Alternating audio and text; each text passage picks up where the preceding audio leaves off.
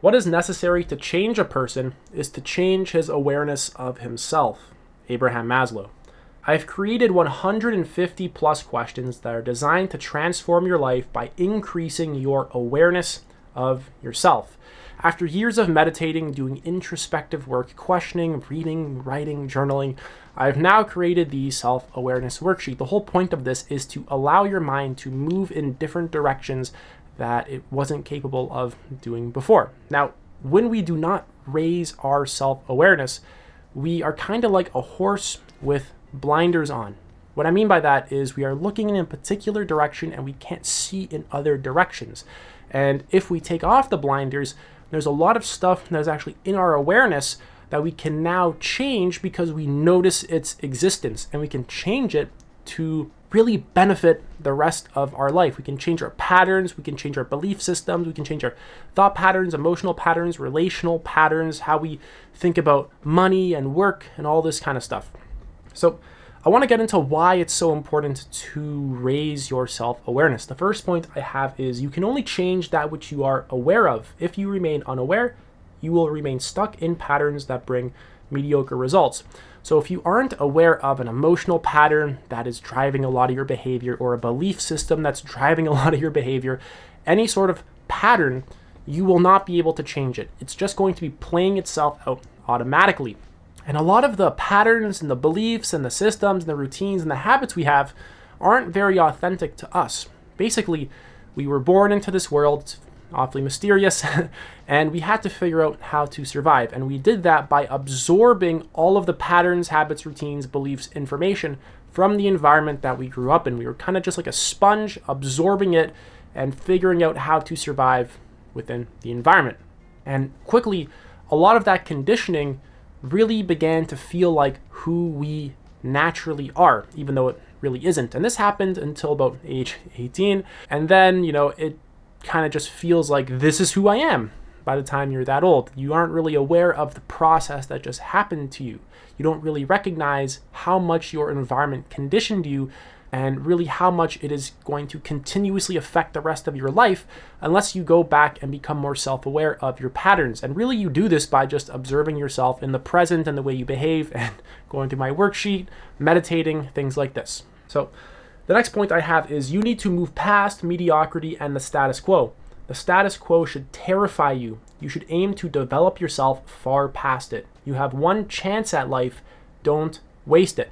And I don't mean to judge anyone with this point, but most people do not get very profound results in their life. And the reason that is because they do not value self-awareness. They do not value self-actualization. They do not value raising their consciousness and reaching their full potential. I really hope that you do. And I want you to really look around at a lot of the people who surround you and really ask yourself, is this what I want from my life? Do I want to be like this? If you do, that's fine. If you don't, that's also fine. No wrong answer here. But I want you to get clear about what you truly desire. If you're doing the same stuff as everyone else, you're going to get the same outcomes in your life. And the vast majority of people, they just don't get very profound outcomes because they are not actively increasing their awareness so that they can change the things that are leading to those outcomes. They're remaining blind to the things that are producing the mediocre results in their life. And by raising self-awareness, we can see the things that are producing those results and change them so that our lives are more fulfilling and we're overall just happier. Moving on is, if you do not raise your awareness, you will remain stuck in patterns and systems that produce very poor results for your life. You need to continuously increase your consciousness and seek to change and grow by any means necessary. Let no one and nothing hold you back. So your life really depends on this. And as dramatic as that kind of is, it's true.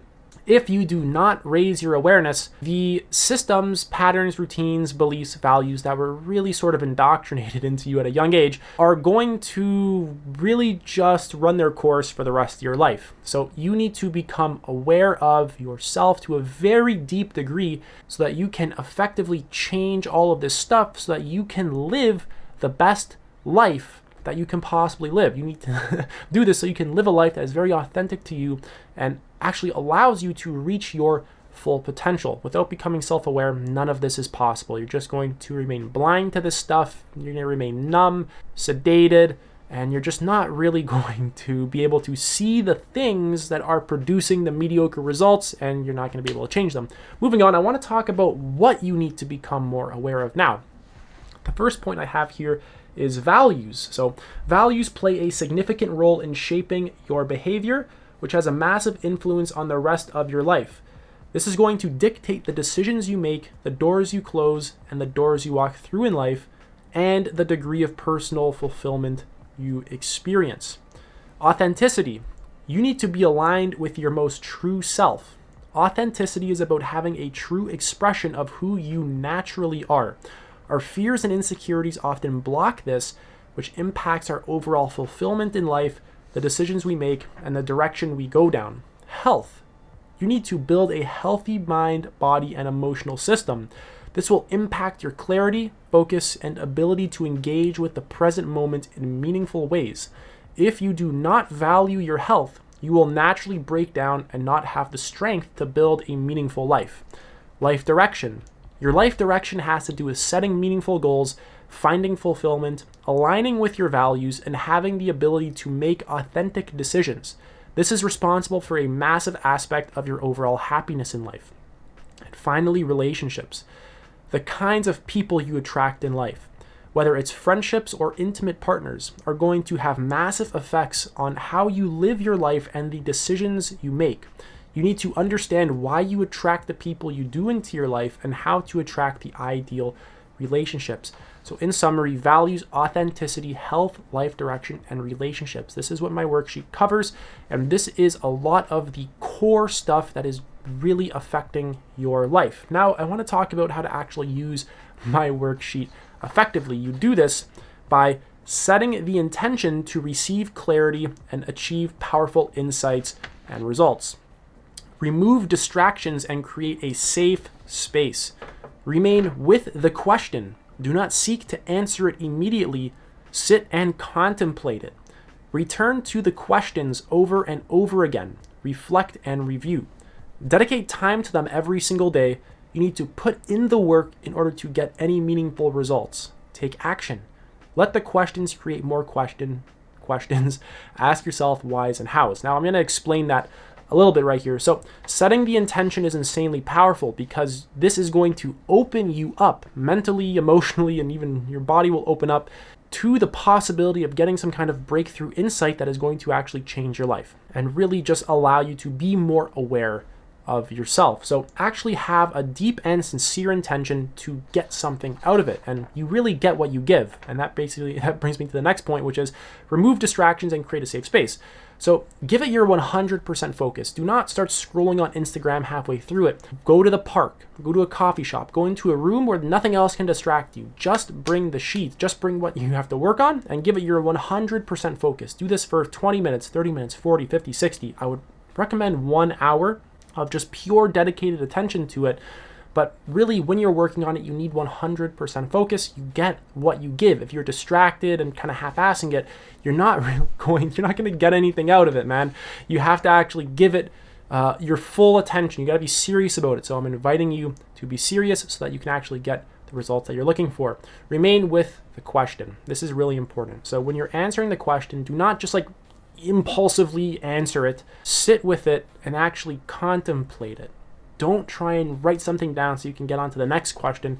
Instead, actually sit with the question, just remain with it, and let your mind just think about it. Let your mind go off in a few different directions with this question. Write down some of the general thoughts that you have about it, and really try and just make sure that your answer is also very honest. I'm going to be getting into that very soon, but when you're contemplating these questions and just sitting with them, you need to be very honest with yourself. This is insanely key, and I'm going to explain why very shortly, but you also need to return to the questions over and over again. So as you're answering them, really just observe your life as well. Observe your emotional patterns, observe your thoughts, observe your relationships to people and how you relate to them. Observe, your workplace habits and routines and how you're feeling when you're at work. Just really begin to observe everything in your life significantly more closely. Take initiative to become aware now, to become more self-aware right now.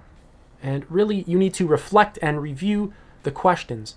You need to continuously deepen your understanding of the question, because you can read the question once and it doesn't really click, but then you get it a second, a third, a fourth, a fifth time, and it hits just like totally different. Some switch in you, for example, like it just flips. Your mind it clicks different. So actually return to them over and over and over again. Don't just like rush and complete it. Don't do that. Avoid that at all costs. The next is dedicate time to them every single day. This is just, once again, you get what you give.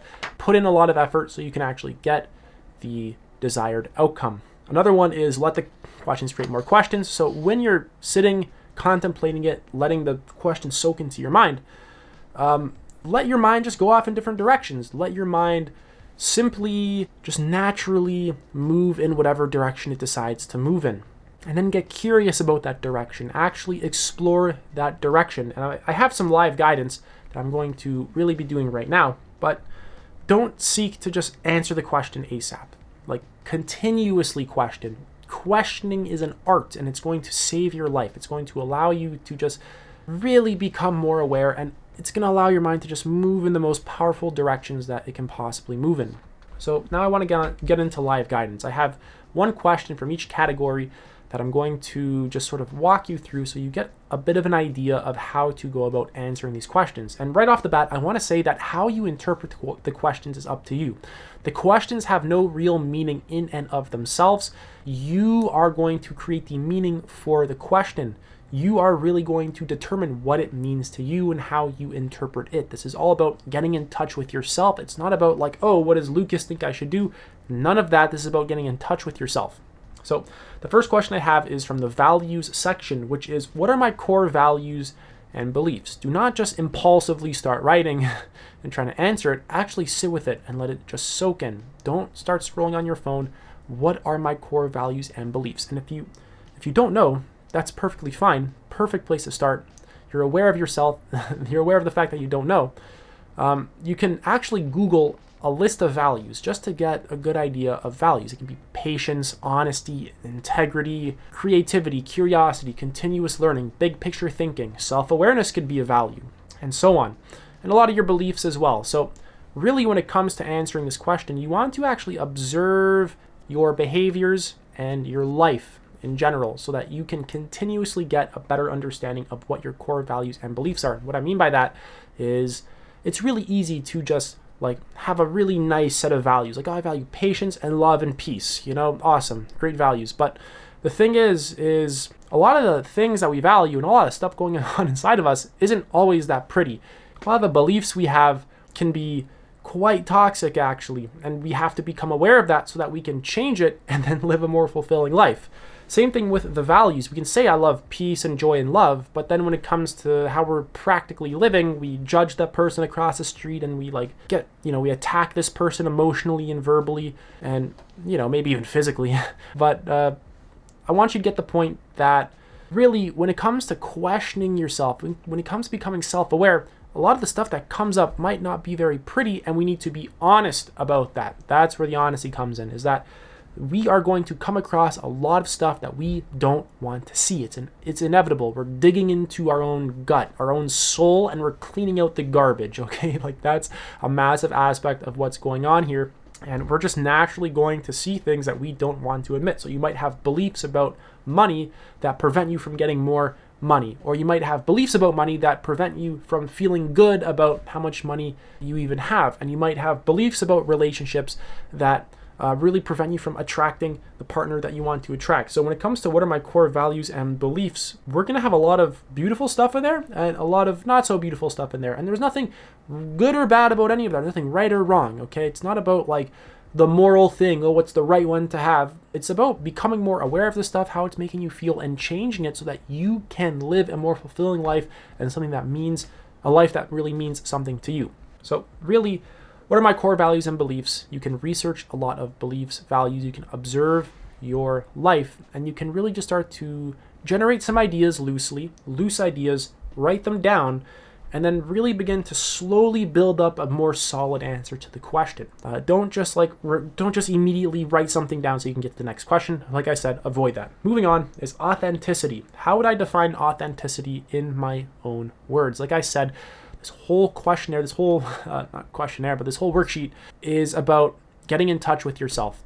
How you interpret this stuff is completely up to you. It has no inherent meaning. It has no real meaning to it other than the meaning that you give it. And it's up to you to really give it the meaning that you truly desire and get something out of it. So how you define authenticity in your own words is up to you. Like I said, don't immediately impulsively put down an answer. Actually think about it.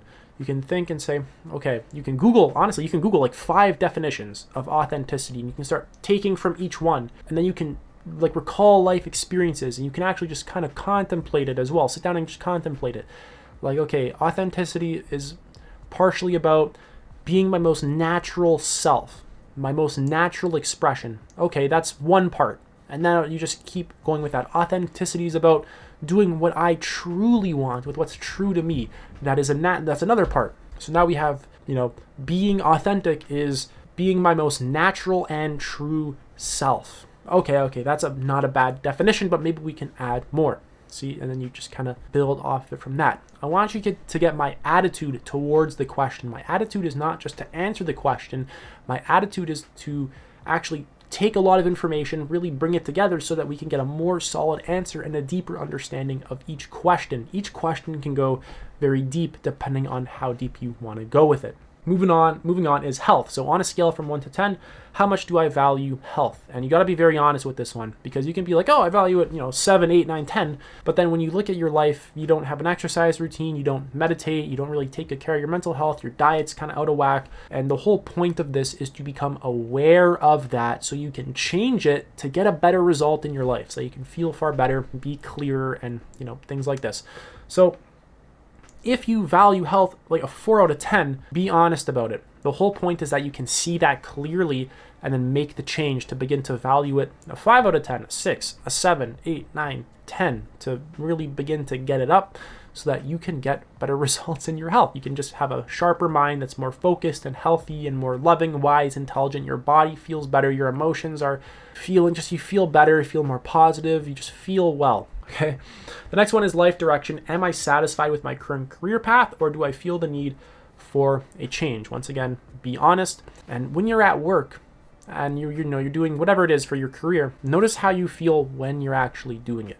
If you feel drained and the activities make you feel kind of dull and numb and you don't really like them, you have to be very clear about that. You have to say, okay, maybe I don't completely hate my job, but for the most part, it's not that great. I think I can do better.